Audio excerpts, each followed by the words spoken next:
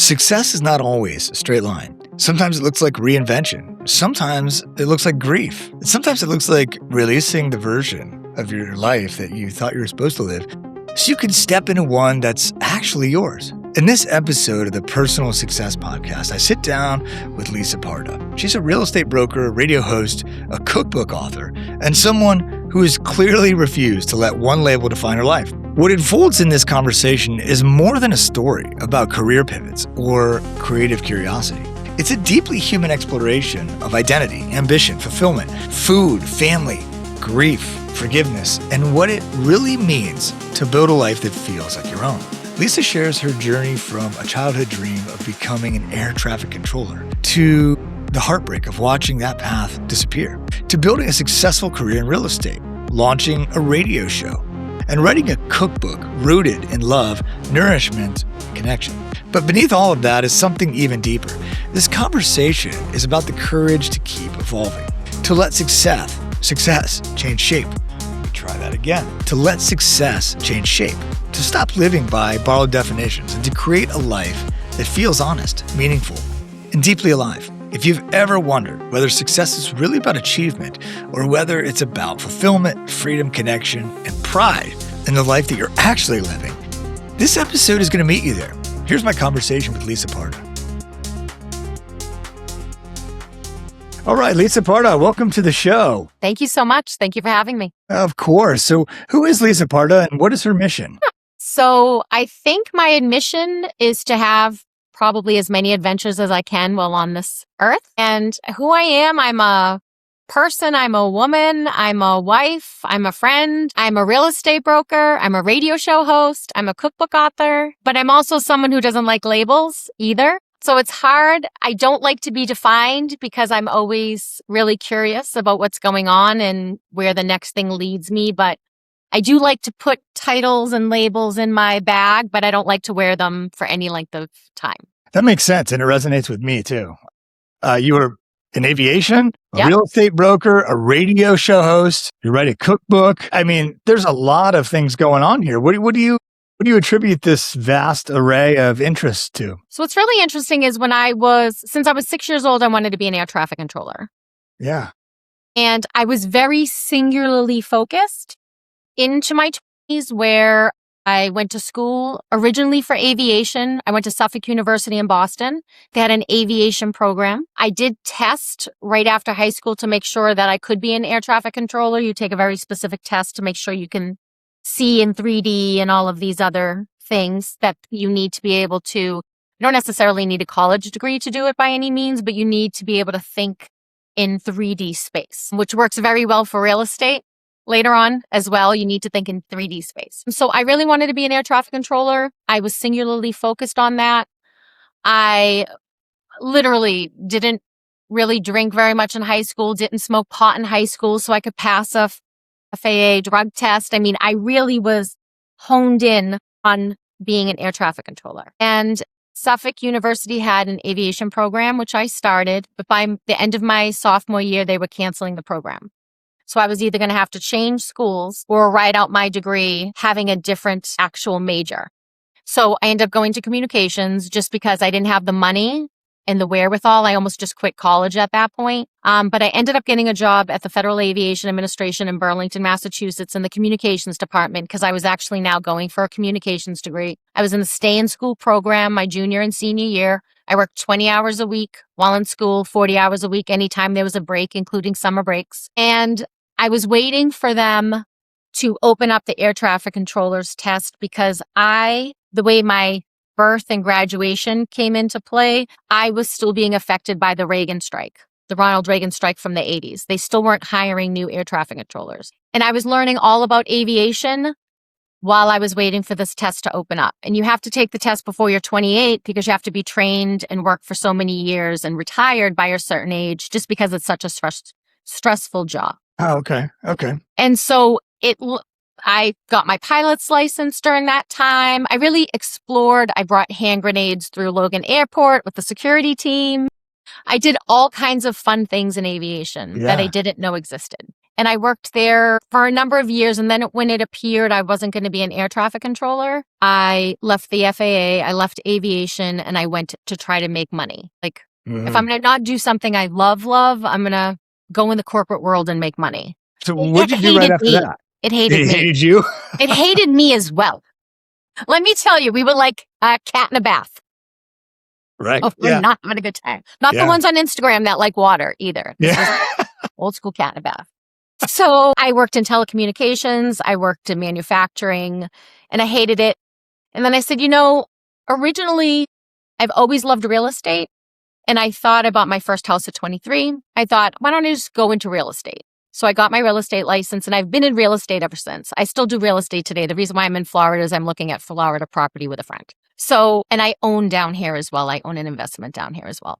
So I really do love real estate, and I've been doing that for the last 24 years. And just like aviation, where there are so many different components to aviation, you could be in air traffic, you could be a pilot, you could work at the airport, you could work in communications. Real estate, you could be a property manager, you can do fix and flips, you can do sales, you can do rentals. And I really tapped on all of it. It really appealed to my curiosity. And in that, though, you burn out every once in a while. Real estate is cyclical. Yeah. It's ups, it's downs. There's times when you're so busy you can't see straight, and other times when you physically hear crickets. Mm-hmm. And in that sort of starts what else do I like to do? What else is kind of interesting? And that's where the radio show came in, which was really born out of my cookbook. Yeah. I'm a huge reader. One of my first loves as a child. My parents were always reading. They felt it was very valuable, so it passed on to me. I was an only child, and I could immerse myself in new worlds, as an only child, kind of being bored before the internet. Yeah. So I always thought I would contribute in that space, but I promised myself I wouldn't write until I was old enough to be interesting to someone other than another 20-year-old. I thought that was interesting. That you I heard you on another podcast say that, who wants to hear from a 22-year-old, which you were quick to say, it's not true, by the way, but that was your experience. Well, at 22, no one wanted to listen to me. Yeah. Yeah. I'll tell you, they were like, what's she saying? Yeah. So where did the cooking? So that all these things you explain it, and it's like, okay, in aviation, there's all these little different silos that you can visit, right? Everything from just the sort of focus it takes to learn how to fly a plane to fun stuff like trying to go through security with grenades, at an airport. But cooking comes in here, which seems, I don't know, it seems out of left field to me. And I know that's been sort of, a lot is born from your love for cooking. So how did this come to be? Fell in love with a guy, as you do. Yeah. He's hungry, as he is. Yeah. I'm going to love him through his stomach. Yeah. Going to make a great sauce and a cheesecake. He's going to want to marry me. Yeah. No, but so the story about cooking is one of a very tumultuous relationship. So I'm a female. I grew up in the 80s with heroin chic, Kate Moss, heroin thin models. I'm not heroin thin as a body type. I've been on a diet since I was 12, was my first diet, along with my mother and all my girlfriends and all their mothers. We were eating nothing but grapefruit or eating nothing but cabbage soup or doing all of these abusive things to ourselves in the quest of thinness. We hated our bodies. We hated, no matter what anyone looked like, we all hated it. Yeah. We'd all look at our girlfriends or our mothers and be like, but if I had your thighs, my thighs touch. Why do my thighs touch? Like there was all of this animosity, which made, no matter how much I loved food, I was always withholding it from myself in some capacity. So I meet a guy and he's like, no, we love food. We eat food. It nourishes us. And in falling in love with him, I sort of developed his love for food. Yeah. And I went from never cooking a meal. I could pancakes or, I could make basic things, but I was going to be an air traffic controller. I wasn't going to be in the kitchen. Yeah. I was going to be in a tower.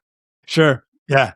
So it wasn't part of my any kind of original plan, but I fall in love with him and he enjoys eating. I start learning to cook. And it's really where I fell in love with myself. I fell in love with my body. I fell in love with food. I developed a better relationship with it in a lot of ways. And it's sort of a selfish act because I'm a very picky eater and I can make food exactly the way I want it. Sure. So I found that very satisfying, but also independent. I don't need a restaurant to make it. I can make it. Yeah. So the first book I wanted to write at 27, I was like, I'm ready to write a book now and I'm going to write about cooking. But I also knew I didn't have enough experience with cooking that everyone's just going to listen to someone who just fell in love with cooking yesterday about cooking. Yeah. And I run a business. I run another business. I'm still making food at home. I'm feeding my nephews. I'm feeding my family. I'm feeding my friends. So now I feel like, at 50, well, now I'm going to be 54, but at 50, I felt like, okay, I'm ready to try to take this huge relationship and narrow it down to a theme for the book. And the recipes are recipes that are based on a Mediterranean omnivore diet. So there's a lot of fish, there's a lot of vegetables, there's a lot of color. They're mostly healthy. I'm not going to pretend cookies are healthy. There are cookies in there. There is cheesecake in there. They're cookies you should waste your calories on. If you're going to eat cookie calories, eat these cookie calories. Yeah. Yeah. So eat really good food. I want to share something personal with you. I worked with Steve Lang and his Aura AI agency. That's AURA. That experience gave me a level of clarity I didn't realize I was missing. Steve has an ability to listen and reflect back what's actually there in a way that helps you see yourself clearly. What's changed most is my ability to speak about what I do with confidence and precision. If you're someone who knows you have something meaningful to offer, but you're not sure how to fully articulate it, I highly recommend working with Steve and Aura. It's been one of the most valuable investments I've made myself and my work. To learn more about Steve and his work, visit him on linkedin.com/Steve Lang Aura AI Agency. That's linkedin.com/in/Steve Lang Aura AURA AI Agency. The link is in the show notes. COVID happened. The cost of cooking went up. Food went up. Yeah. Everything went up. So it wasn't the cookbook I necessarily started out with, but it's the cookbook I could put out today.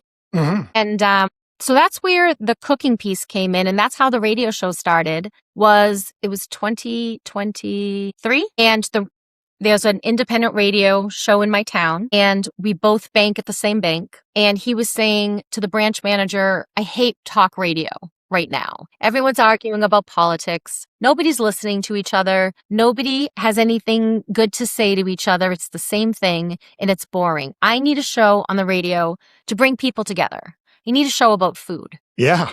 Waiting in line. Wow. And the branch manager said, well, she's writing a cookbook. You should talk to her. So he invited me on and then he's like, you should have a show, but talk about anything. You obviously have a number of interests and a number of stories and just go and talk about it. Yeah. Then I invited my girlfriend on about 12 weeks in. And then he came to us and was like, this is actually the show. It's the two of you together. And this is Robin.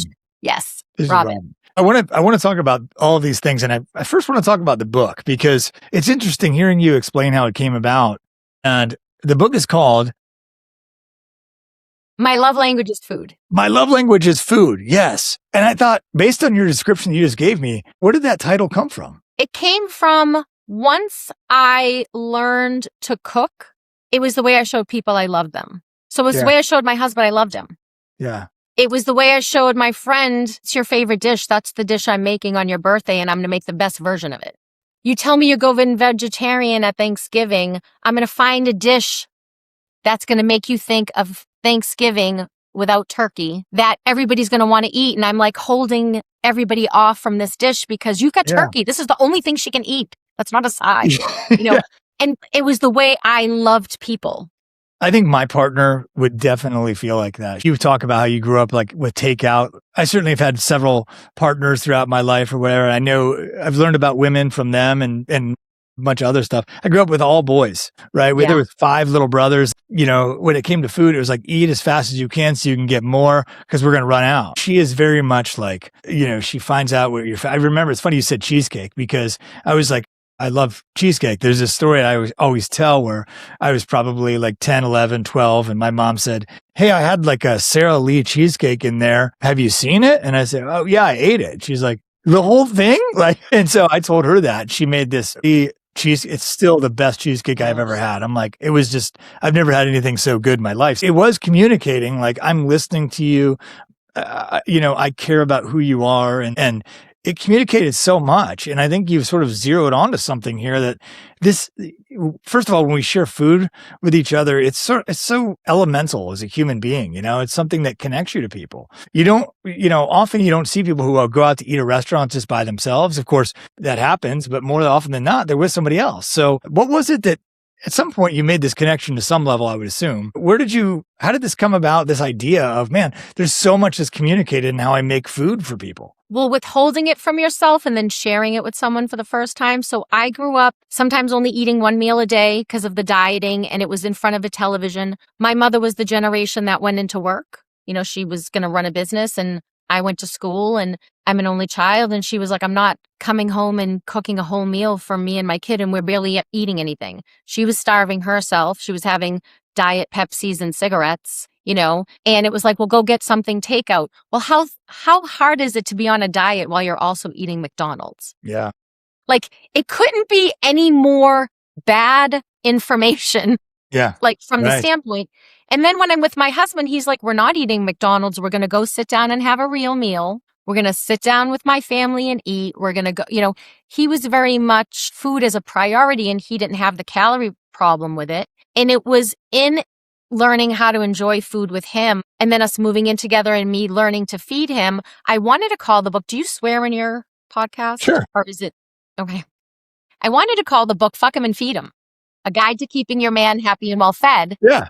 That's a marketing nightmare. I bet.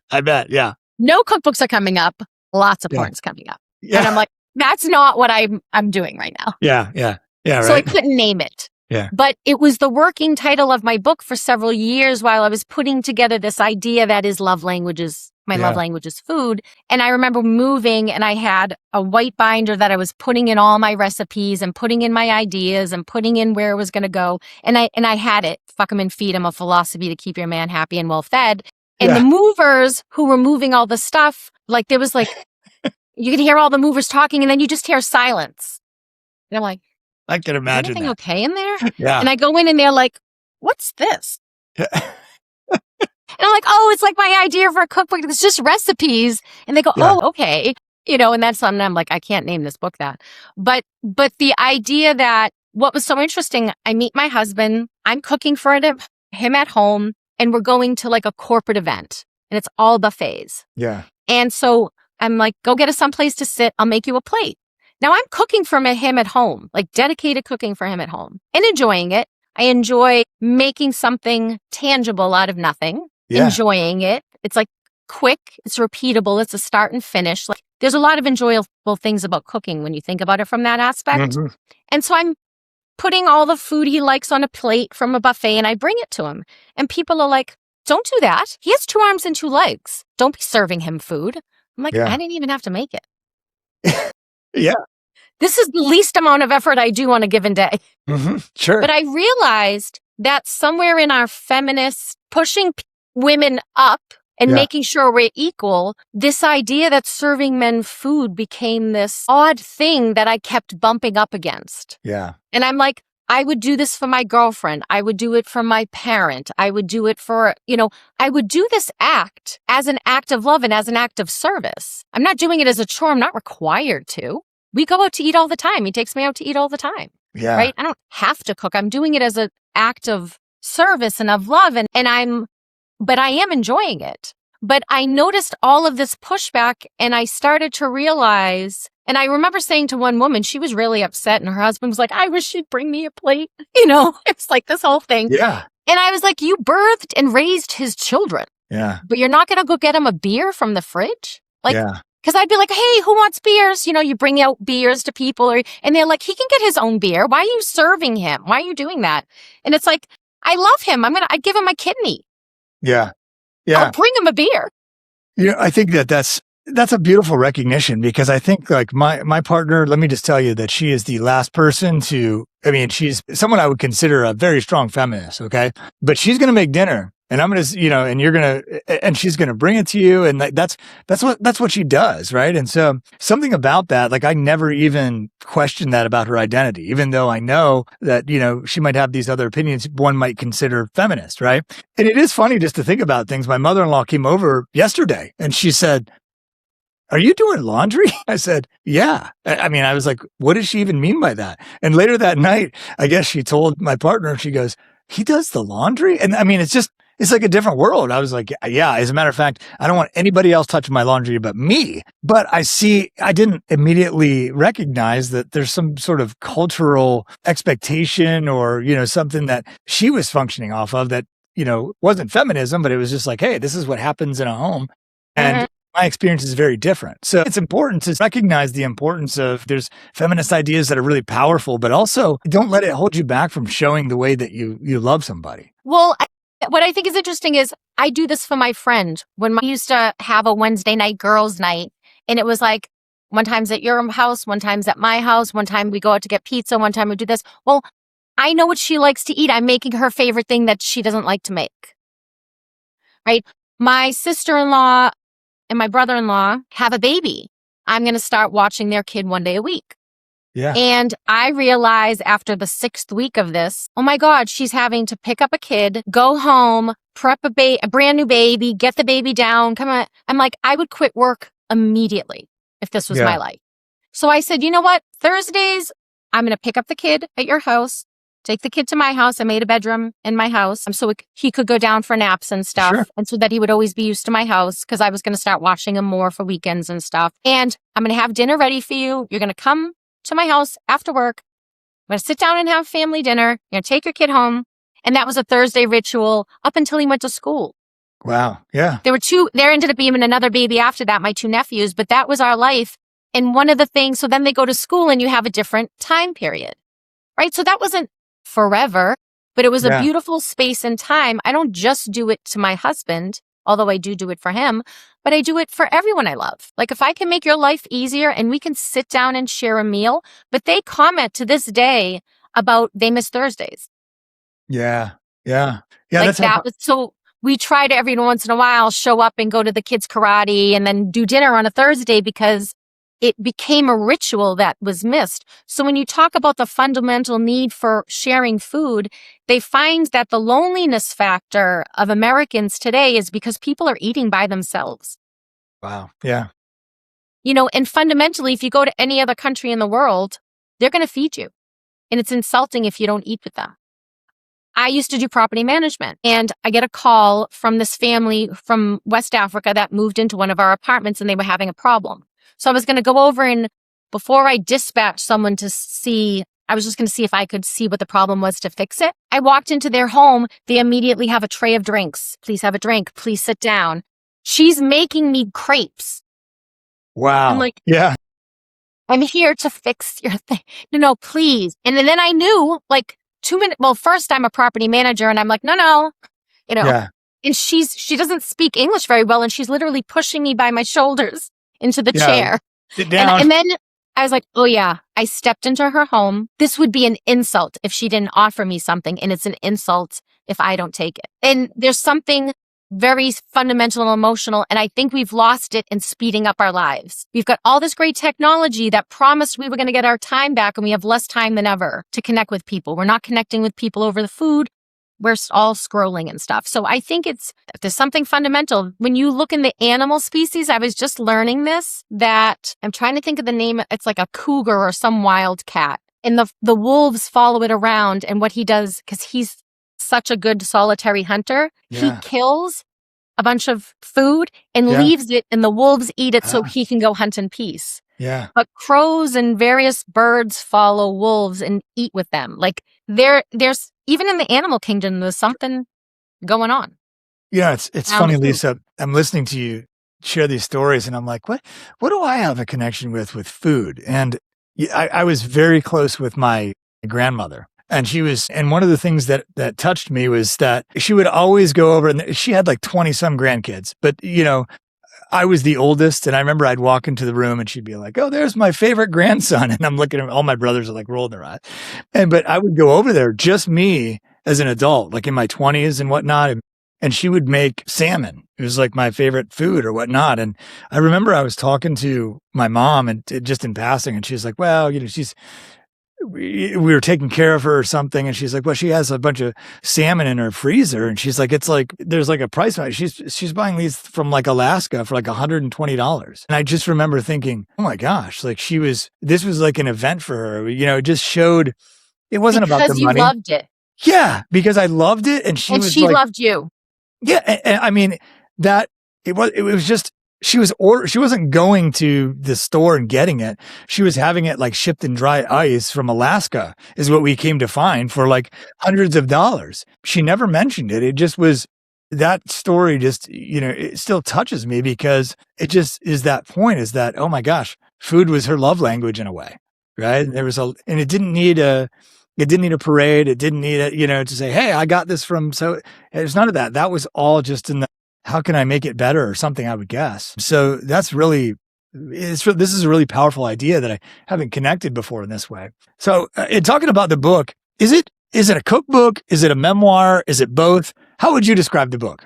It's a cookbook. It's just recipes. All the stories that I built up and everything, They had to be weaned out because the book cost too much money to print with all my stories. So I figure I'll put those in magazines, and when I'm talking on the podcast, I'll kind of dissect that through. But these are 128 recipes. It's breakfasts, snacks, lunches, dinners, salads, soups, desserts, and drinks, alcoholic and non-alcoholic. Yeah. And drinks too, wow. And it is really great recipes that you'll have for all seasons. So, for example, my life isn't always sitting down and eating breakfast. Sometimes I'm standing over a sink because I don't want to dirty a plate while I've got to run out of the house. Yes. So there's food you can make 2 days ahead, eat for 2 days, take in the car, or there's food that the oven's doing all the work for you that you're having on one day and it tastes better as a leftover for the next 2 days, or it's a 30-minute meal. So it's how I really live my life, because if you only cook 30-minute meals, you're going to lose out on everything that's delicious that the oven is doing all the work for you. If you're only cooking things in the oven for 3 hours, you're never going to have a piece of tuna perfectly medium rare. Yeah. So it's per season, per phase of your life. Like when my nephews were really little, there was one phase, and then as we're doing a little bit more with them, it's a different phase. Sometimes spring is different than the summer when we don't even want to cook.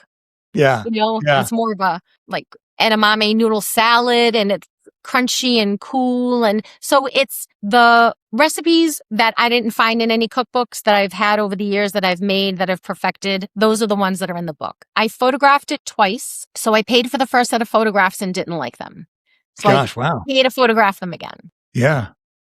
Wow. I published this book myself because I'm running a real estate company. I said, by the time I make the book and shop it to an editor or an agent, they're not going to be able to sell, this real estate agent's writing a cookbook. Like, yeah.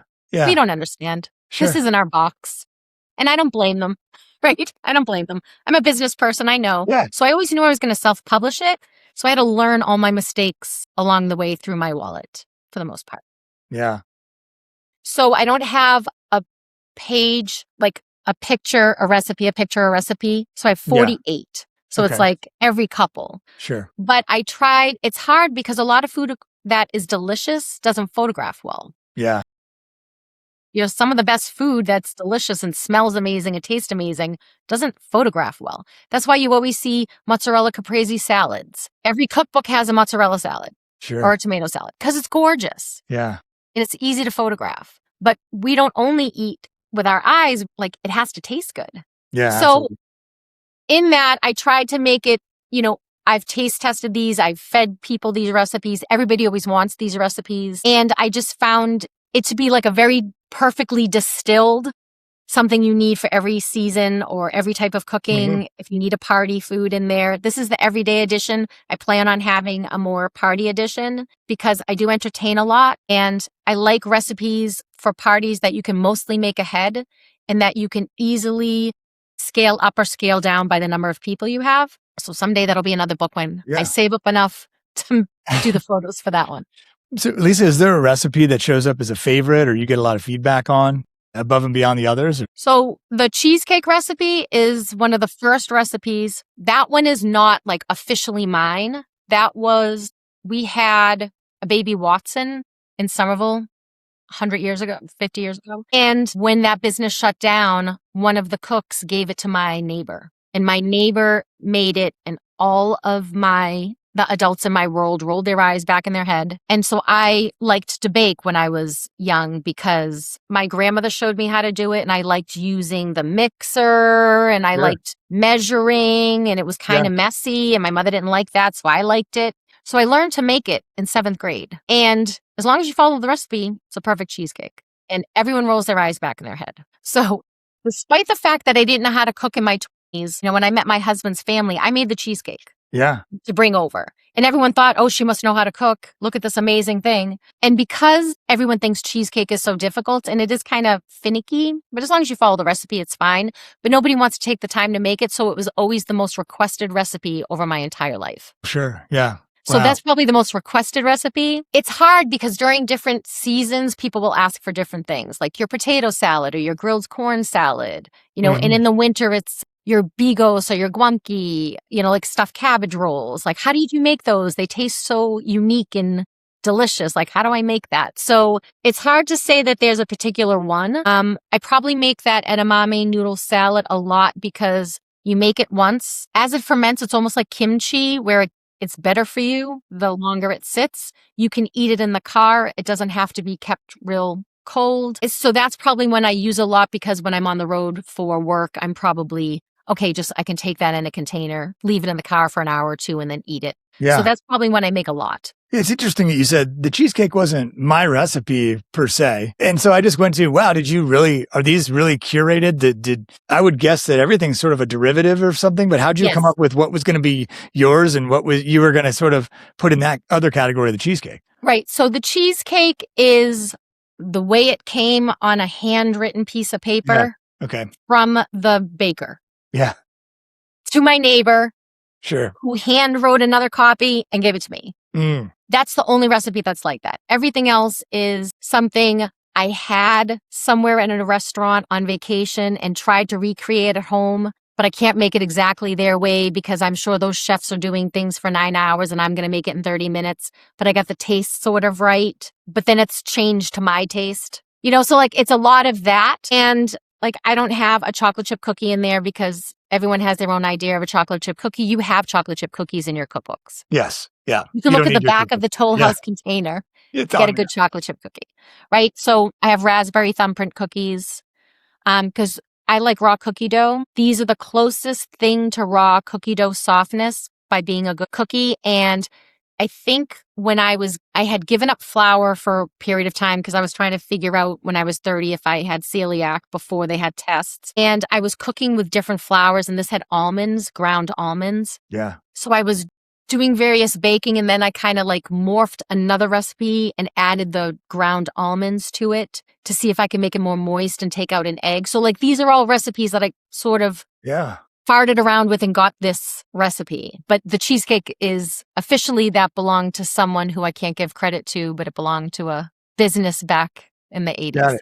That makes sense. And it strikes me as just part of the value in this is that you've sort of worked through some things to try to get it to taste a certain way or have a certain health benefit or, that other people may not have the time to do. So I imagine that would have taken a long time. You had to make these things. A lot of these recipes have been in my repertoire for more than 10 or 12 years. And then another one, like the stuffed cabbages, my husband's grandmother, always made it. She's Polish. And then we realized, how are we going to make this? She doesn't write anything down. Yeah. So we're videotaping her making the recipe so we can recreate it. And then everyone's tasting. Does this taste right? Does this taste right? Because she has no measurements. She's like this. Wow.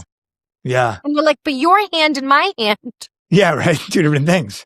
And we've got that is wild. Wow. But I mean, that's the extent that you went to put through. I think that there's something about, it being a love language in that way too, right? Like how do you capture this magic that she had, right? And how do you bring it to life and help other people sort of have that same experience? I don't know. There's something very much alive in that. Yeah. And then I made the book, and then I realized no one wants to read my memoir. It has to be a technical book, and it has to look like every other cookbook. And then I had to rewrite it so it was a cookbook. Yeah. Recipes. Well, I mean, they're going to be if we talk about it enough, they're going to be wondering about these stories. I mean, that's what I think is so interesting about this is especially the title. I guess that just sort of advertises there's a deeper story behind all this. Do you want to know? And so that's And the thing is, it's not, here's 128 recipes that are tested that are delicious. You have dinner for the next 3 months. Yeah. New recipes. Yeah. And at the same time, I think, I don't know, this is the sense that I get, and intuition is that you're helping people create, the experience that really motivated you to put the book together in the first place in a weird way. So I hope so. I've heard you talk about food as medicine, but I got the impression when you're talking about it that you're not talking about food for physical health necessarily. What did you mean when you talk about this on different podcasts and things? So I think we have this idea because of our culture that so I have a couple of ideas around it. One is that, we're eliminating. You can't have bread. Now all we're eating is protein. Put cottage cheese in it. It's another 15 grams of protein. Like every month, it's a new thing, but we really need all the macros. We need fiber. No one's talking about fiber. There will be a diet 12 months from now where make sure you're getting 35 to 40 grams of fiber. You'll lose 20 pounds. Eat your fiber. That's going to be a diet soon. Yeah. Hopefully I get financial credit for it somewhere. But what we really should care about is the micros. Are you getting enough magnesium? Is there anything healthy on your plate? Are there vitamins and minerals and nutrition on your plate? Because you can satisfy the macros and have very unhealthy food. And I think we think myopically. Really, there's the eat to live or live to eat. I live to eat. Yeah. Food is an emotional component to my life as much as it is a physical component to my life. But whenever I'm having a problem with my health, psoriasis or a heart problem, I look to my diet as a way to kind of like, what do I need to do to dial this in to make sure that my body's getting everything it needs metabolically to be a healthy body. And especially, it was one thing, at 20, I would buy a large pizza. I would eat 2 slices for dinner, 2 slices for breakfast, 2 slices for lunch, and 2 slices for dinner. Yeah. Not very healthy. Yeah. Right? Now it's a whole different ball game. Beautifully, and my knee hurts when I wake up. Yeah. Yeah. So food is medicine physically. It's also an emotional medicine, eating, being together. And then because we no longer farm, thankfully, if I had to live in New Hampshire and make sure I had enough food, we would have starved to death 4 years ago. Thank God we don't all have to farm, but we should care about farming. We should care about local food and not make sure we're pulling it for overseas. But at the same time, I'm not going to eat nothing but butternut squash and a potato all winter long either, in 2026. So, but if we cared about the whole process more and we're willing to do it more, we can integrate it into our lives more. And I think we would be connected to ourselves more and to the planet more. Yeah. I think I really like what you said there about being connected. I think that you mentioned being myopic. What I was sort of thinking is, I guess not of late having twin boys will do this to you, but I used to be really focused on my diet for, a bunch of different, I thought I had a gluten sensitivity, all different things. And you would find these silos of information, right? That they weren't taking into consideration these other silos. So it would be like whiplash. It'd be like, eat eggs, don't eat eggs, eat this, nobody's talking about fiber. And then they all talk about fiber or whatnot. There was this sort of back and forth that seemed to be happening. And I think that there is something about just being connected to sort of taking, okay, well, this is the newest finding, so it's sort of exciting right now. But when we stack it up, what's actually here? So actually, Lisa, I got to say, I didn't realize you were going to go into that much. I thought it was going to be more about the emotional side, which is great. But I love that you considered that in there too, right? You can get the macros in an unhealthy way, which I think is a statement that just needs an asterisk on it, because I think it's so hard to try to eat correctly and eat healthily, without sacrificing, taste or the experience or, sort of restricting yourself from something. And if you're only when I was doing my psoriasis diet to try to figure out, because at the time that I got psoriasis after my father died, and I actually got it from grief because I wasn't processing the grief properly at all. Not that you ever do, but I went from sad and grief-stricken to unbelievably angry. Yeah. Right? Yeah. And everything that goes along with that. And there was a lot of trauma. I mean, there's always trauma around death because you're losing someone you love and it's the spinal thing and all that other stuff. But there was a lot going on at that time. But when doctors kind of went like, sure, like put this cream on it and hope it doesn't spread. And then I went to he was basically just a nutritionist. Mm-hmm. And he was like, bring in your journal of everything you eat. And so the first week, you're like writing everything down. Everything you put in your mouth, including mint and gum, he told me. Whether you eat it, drink it, if it goes in your mouth, other than toothpaste, if it goes in your mouth, write it down. So by the second week, you're like, can I really say I had 6 Cokes today? Yeah, right. Can I say I had another bag of Doritos? Yeah, yeah. So in that, you're like, ugh. You're kind of seeing what's happening. But then he gave me an elimination diet, which basically I was eating brown rice, broccoli, and salmon. Yeah. No seasonings, no vinegars, no dressings, no all of that. The only salad dressing I could eat was oil and lemon, not even vinegar, because my body was very acidic from eating so much junk, or I'm calling it junk. It was delicious. Yeah. Absolutely delicious. Sure. Yeah. But it was junk. It wasn't nutritional. There was no nutrition to it. But I wasn't happy for 6 months eating amazing salmon and brown rice and broccoli. Yeah. Because I felt like I was missing out on life, and something that had at that point, by that time I was 30, loved cooking. And now I was restricting myself the way I restricted myself when I was 12. Yeah. So that wasn't working either, to be this tyrant of the plate. Yeah. And so it was all these iterations of how I can sit here and confidently tell people, put more color on stuff. Like when you look at my ingredient list, you're like, everything has cabbage or red cabbage or peppers or, this or that. And it's like, yeah, it's always in my fridge. I'm throwing everything in everything. Yeah. Yeah. And it actually tastes, everyone's always like, oh, why is this so good? It's like, oh, well, it has peppers in it, or it has this in it. Why don't you put sugar in your sauce? I put a carrot in my sauce. It's naturally a sugar, and it's not have to put sugar in something. It's really good for you, So there was this constant massaging of how it worked for me to eat healthy, but not deprive myself. Mm-hmm. Yeah. I love that. And I think I've certainly been on that journey of brown rice, broccoli, and salmon, and been like, this is miserable. Right. And it is sort of a balance, so one of the things I just hear is that this was sort of part of your journey of what is the balance for Lisa here, so. That's why there's cookies alongside. Really help you. There's a cookie because you need. Sometimes you need cookies. Only cookies are going to do. So I want to talk about your radio show, and this is Lisa and Robin on the mic. So this came from this situation at the bank, right, where you were working at the bank, and the manager of the local radio says, "Hey, I need to have something about cooking." He's like, "Oh, Lisa's writing a cooking book," and bam, you get the opportunity to be on the radio. So what's that look like? It's so much fun.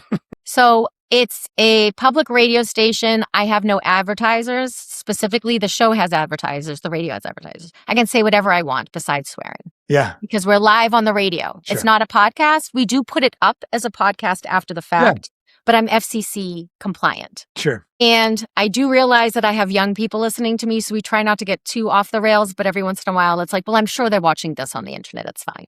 But, because sometimes we talk about what's happening with pornography and relationships or hormone health or various things. But people say, what's the show about? It's like kind of everything, life. Sometimes the show is very, very silly because we're just kind of riffing on stuff.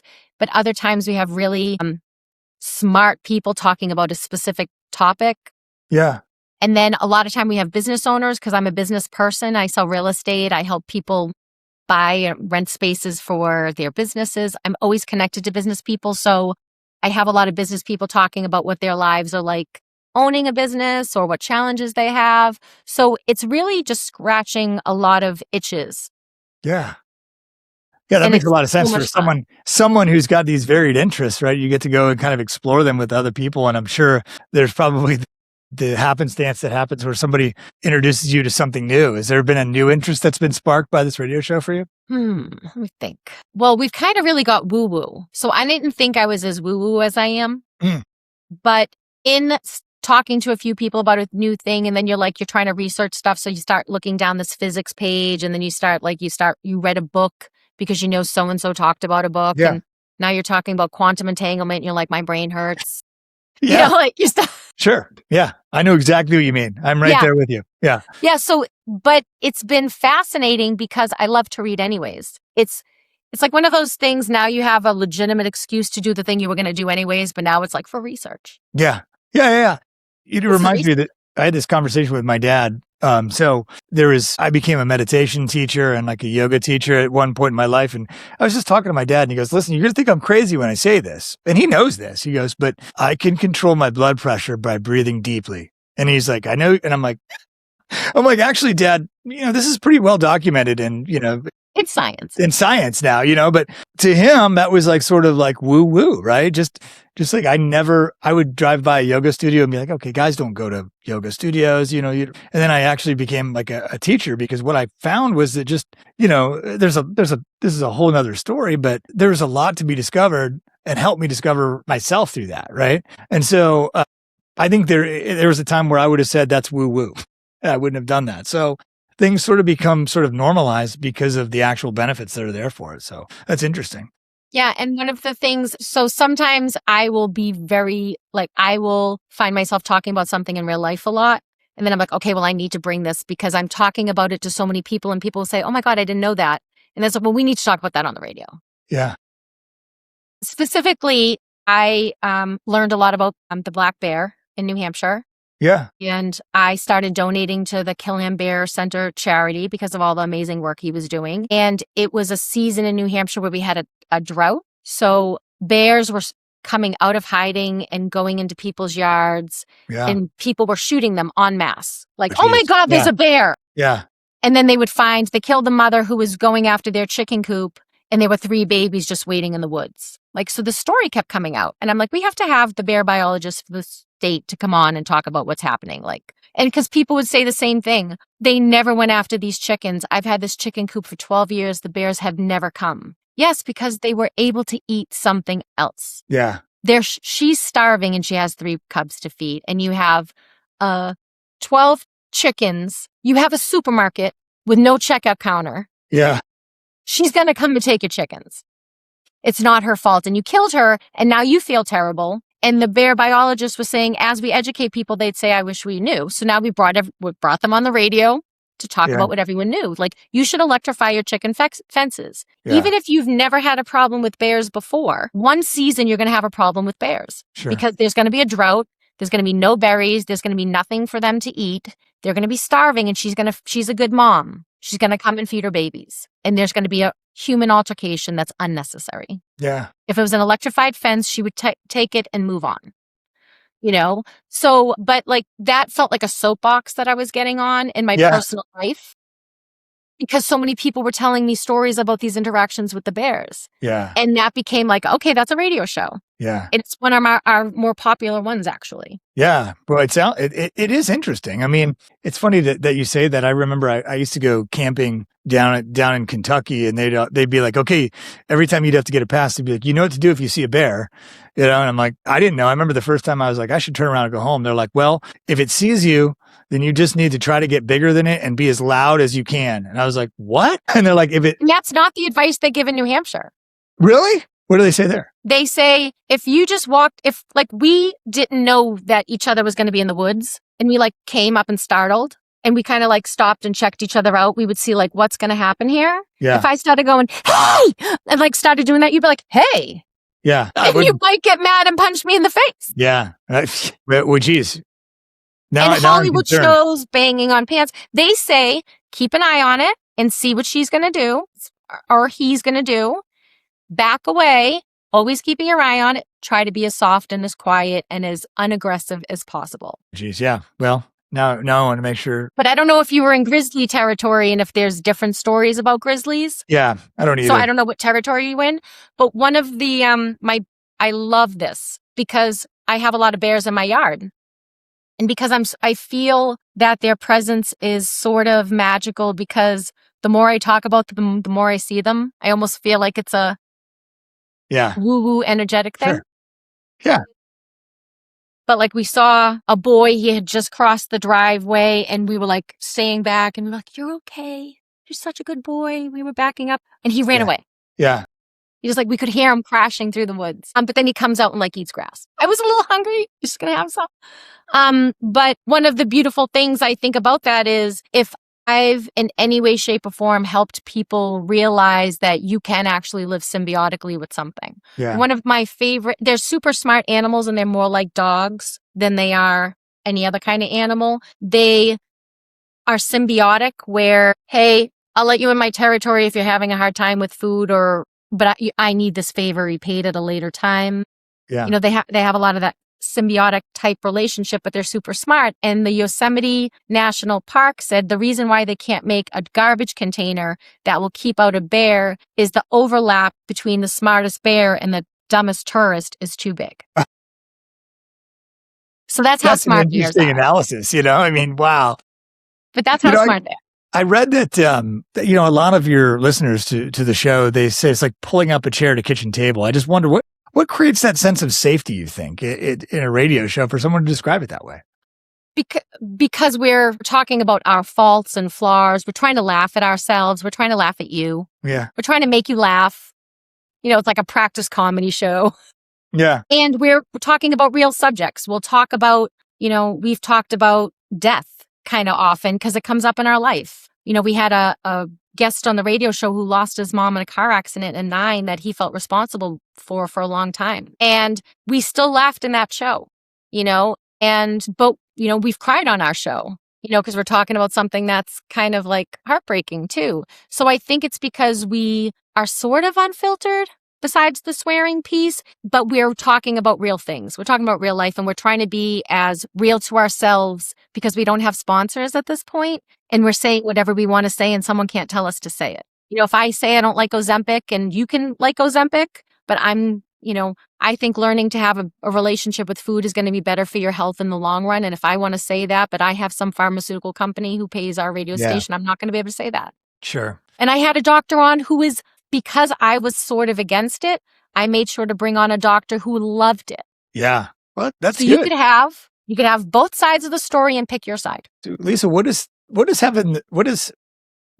being on that radio show? What has it taught you about you? That I could talk a hungry dog off a meat wagon. I don't know that I've heard that figure of speech before. Forgive me. That's good. No, it's saying that I love connecting with people. Like my husband's a thing person. Yeah.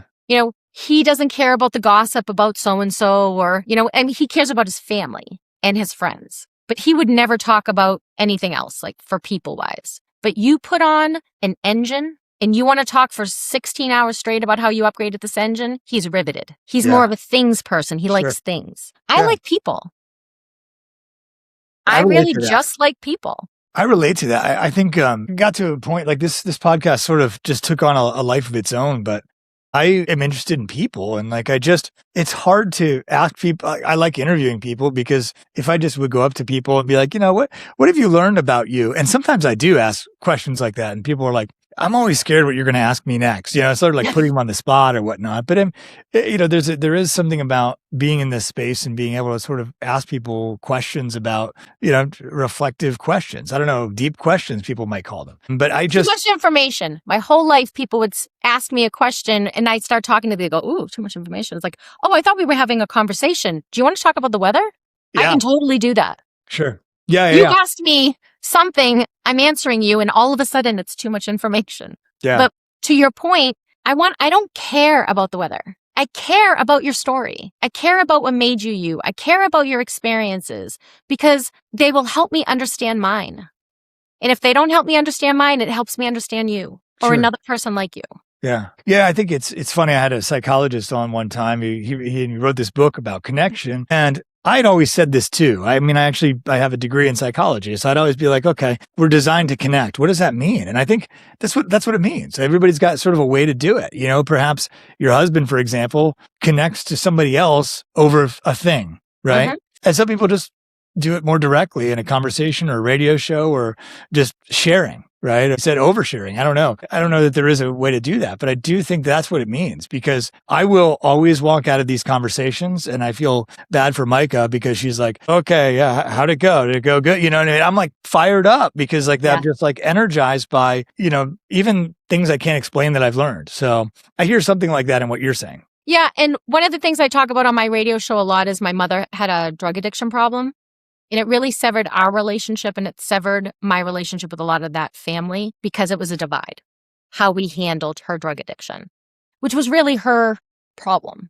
I talk about that almost ad nauseum on the radio show. And people were like, what are you doing? And I'm like, it wasn't a secret that when someone's a drug addict, it's not a secret actually. The fact that for the first 20 years of my life or 19 years of my life, my family tried to keep it a secret was what made me the black sheep in that family. And in bringing it out to the light, in examining it over and over and over again, it helped me understand it better. It helped me understand her better, and it helped me forgive her, which was impossible for me to do without gyrating over this, bumping it against other people. It would have never happened. I went to therapy over that multiple times. This radio show really gave me a completely different experience about my mother's drug addiction by being allowed to talk about something that was taboo within the people who were closest to me. So that's one example of what does this radio show give me? It gave me forgiveness of my mother, which I didn't have before. Mm-hmm.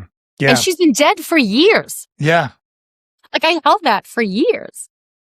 Yeah, I think that is. I have a similar experience. I had my mother dealt with addiction, and she sort of got beyond it, but it was sort of like, it wasn't why are we hiding it? It was like, why are we letting this be okay? And we were sort of all hiding it, but not hiding it, and I think that a lot of just having just mentioning it here, just a little bit, and just, in conversations with people and just being open to do that. My mother might watch or listen to this. So, just being open enough to be like, this is what life really is. This is what it authentically is. I don't know. It does something, it starts dissolving its negative impact. Well, I think, problems fester in the dark. True. Absolutely. And if we can never talk about something, how would you ever solve it and fix it? You'd never get a different perspective than the one you're living in. And that was my problem with my family is we want everything in the dark. And I can't figure this out in the dark. I'm an only child by myself, not allowed to talk to anyone about something that is devastating my life. I need to pull it out in the light. I need to look at it. I need to flip it over. I need to keep rolling it around. I need you to see it. I need you to see it. I need to look at it again. So I think that's why to answer your question about if someone feels like they're pulling up a chair, they feel like they're talking to another two girlfriends. And we surprisingly don't have just a female audience. I bet, yeah. We actually have 51% men and 49% women in our dark, which is shocking. Yeah. I wouldn't have guessed that degree of it. But I think because of the business aspect of it, I think a lot of guys listen to business podcasts, but then they somehow get sucked into our outfits and what are they talking about? Oh, they're so silly. Right. Yeah. But they giggle. Some insight there. And they're like, don't say it. Oh, they said it. Yeah. So Lisa, this show actually, it came from just a personal exploration of what is fulfillment and success, and what does it mean to live a truly successful life? So what does success mean to you at this point? You've done so many things. I would say that to live a successful life, you have to figure out what would make your life look like the life that you would be jealous of. Not what society thinks you should do, not what your mother thinks you should do, not what your brother is doing, not what they're doing over there. What do you want? And I think so many of us can't answer that.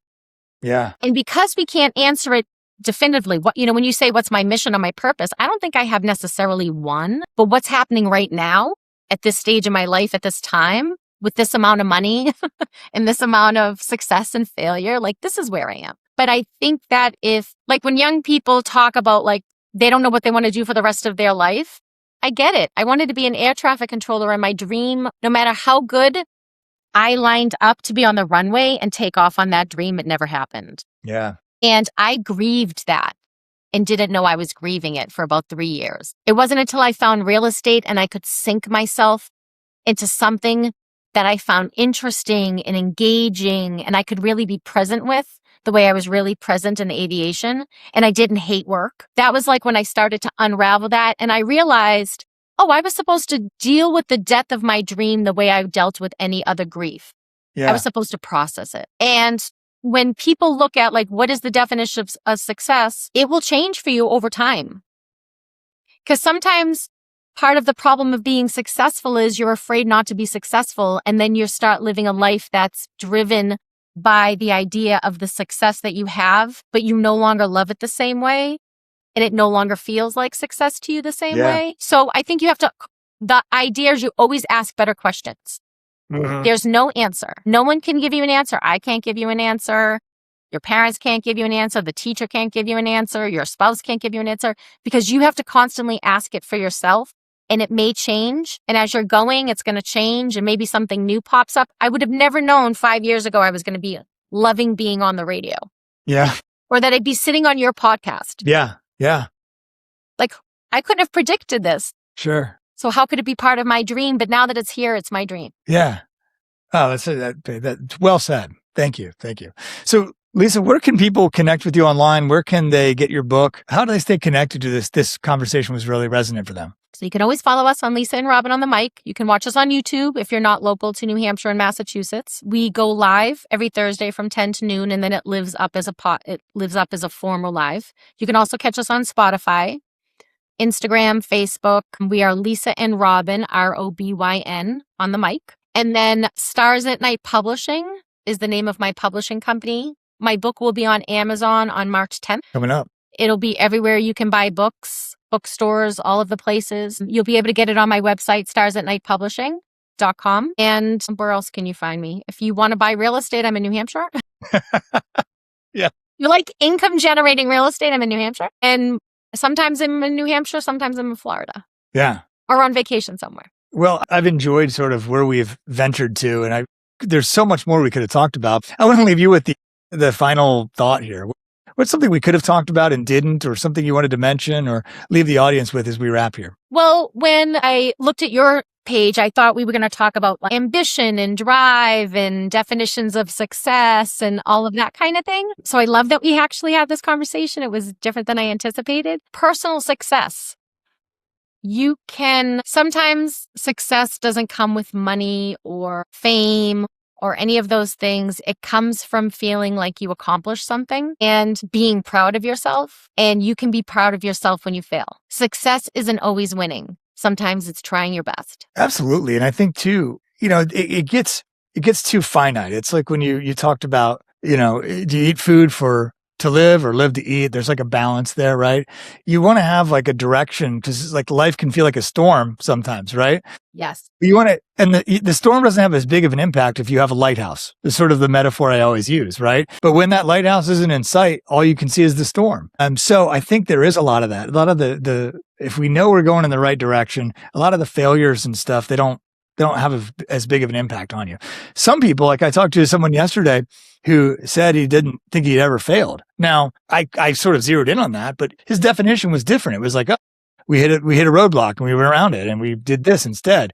But some people, like, they hit the roadblock and they're like, that's it. It's over. So I think there's something real powerful in what you just said, is that it is sort of having a sense of fulfillment and being proud of yourself, right? Is almost as, I don't know, that I feel like when I say that, that's going to sound cliched or a certain way, but having a sense of pride about what you do seems like a good place to define success. Yeah, because you can take pride in making a meal. You can take pride in selling a piece of real estate. You can take pride in your business. It could be neat, clean. It might not make millions of dollars, but people love going there and they feel excited to see you and they want to bring their coworkers or their friends there. There's so many, I think we have got this voyeuristic view because we're all on social media and we forget that it's this way. It doesn't matter what's happening this way as much as what's this way. Yes. Yeah. That's one of those ideas that's so simple, it's hard to articulate. And that was well done. Yeah. And I'm doing this.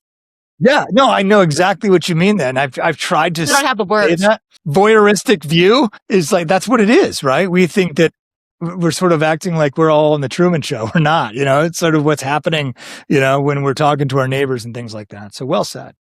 Lisa, I enjoyed our time today and I can't wait for people to hear our conversation. Thank you. I can't wait too. If this conversation resonated with you, I hope you take this with you, that success is not always the life that looks the most impressive from the outside.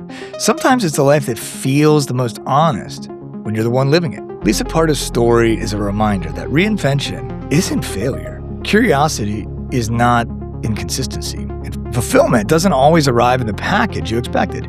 Sometimes it shows up through grief, and sometimes through food, sometimes through service, sometimes through a new dream you never saw coming. If you want to stay connected with Lisa, you can find Lisa and Robin on the Mic on Facebook. And Lisa has also shared that the show is available on YouTube, Spotify, Instagram. Lisa is also connected publicly through her professional profiles as a real estate broker and radio host. You can find her on Facebook. You can also find her book through Stars at Night Publishing, which is the publishing company named in this conversation. Her work has been publicly tied to that company as well. Her book availability and publishing connection have been referenced across. Scratch that. If real estate's part of your world, Lisa is also known for her work through Realityscape Brokerage LLC in New Hampshire, with a focus on income-generating real estate. If this episode gave you something to think about, something to feel, or something to bring back into your own life, make sure you're following the Personal Success Podcast with Ryan Watts on YouTube, Apple Podcasts, or through the podcast page on RyanWattsLifeCoaching.com. Keep defining success on your own terms. Keep asking better questions and keep building a life that feels like yours alone.